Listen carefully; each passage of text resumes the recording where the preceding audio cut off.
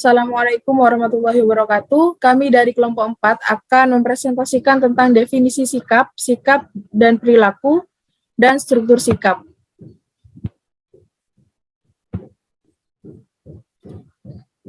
Definisi sikap. Secara umum, pengertian sikap atau attitude adalah perasaan, pikiran, dan kecenderungan seseorang yang kurang lebih bersifat permanen.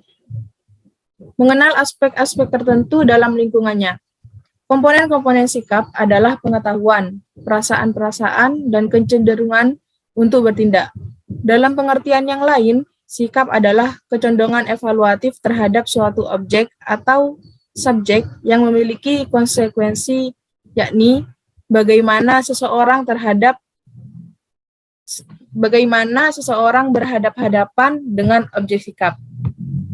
Kemudian definisi sikap menurut para ahli. Yang pertama, yakni menurut Noto Atmojo, sikap adalah reaksi atau respon yang masih tertutup dan seseorang terhadap suatu stimulus atau objek. Yang kedua, yakni menurut Bimo Walgito, sikap adalah organisasi pendapat, keyakinan seseorang mengenai objek atau situasi yang relatif, ajek, yang disertai adanya perasaan tertentu, dan memberikan dasar pada orang tersebut untuk membuat respon atau berperilaku dalam cara tertentu yang dipilihnya.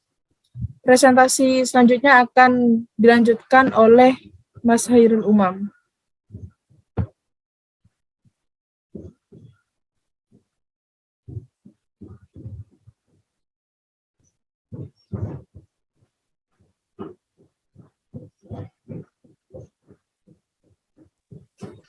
Baik, saya akan menjelaskan mengenai pengertian atau definisi dari perilaku.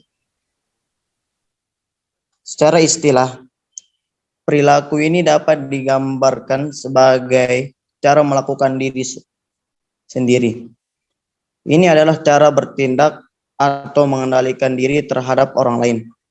Ini adalah serangkaian tindakan, tanggapan, dan tingkah laku yang ditetapkan oleh seorang individu, sistem atau organisasi yang berasosiasi dengan diri mereka sendiri atau lingkungan mereka dalam keadaan apapun. Singkatnya, perilaku adalah reaksi individu atau kelompok terhadap input seperti tindakan lingkungan atau stimulus yang dapat bersifat internal atau eksternal, sukarela atau tidak sukarela, sadar atau bawah sadar.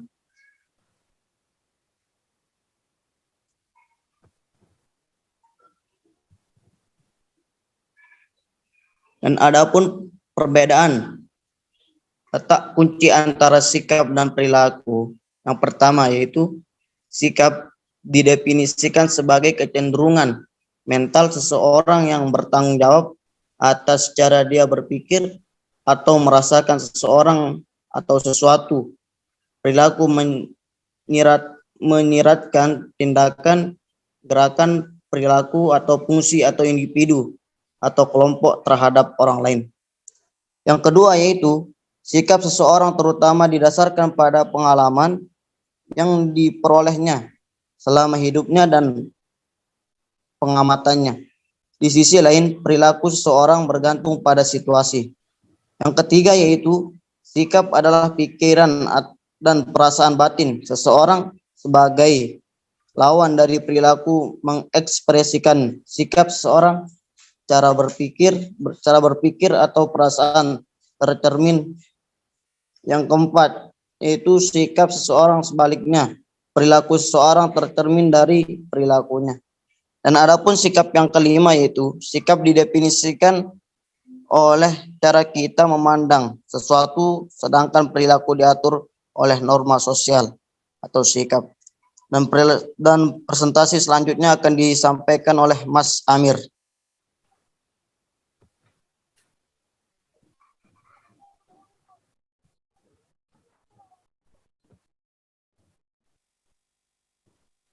Baik,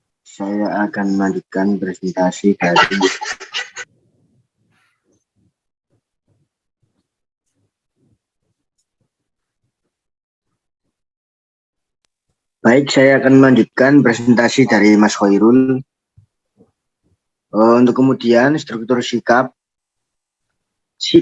mengandung 3 bagian, yaitu kognitif atau keyakinan atau kesadaran, afektif atau perasaan, dan konatif atau perilaku.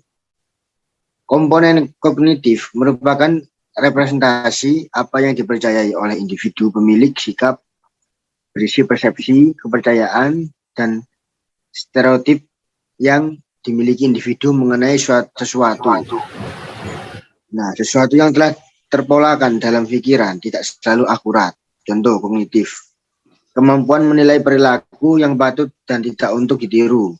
Kemampuan untuk menilai cantik atau tidak cantik. Yang kedua yaitu komponen afektif. Merupakan perasaan yang menyangkut aspek emosional perasaan yang dimiliki terhadap sesuatu. Banyak dipengaruhi oleh kepercayaan atau apa yang kita percayai sebagai benar dan berlaku bagi objek termaksud. Contoh afektifnya begini. Perasaan mencintai seseorang. Nah, itu sudah melibatkan emosi. Next.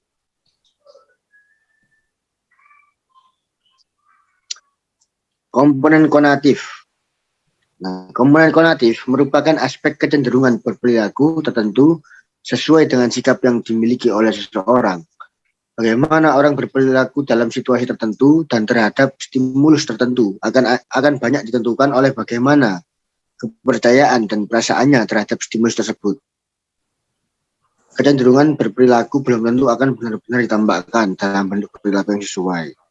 Menurut Freud, konasi merupakan wujud dari kognisi dan afeksi dalam bentuk tingkah laku. Contoh konatifnya menyatakan cinta kepada lawan jenis.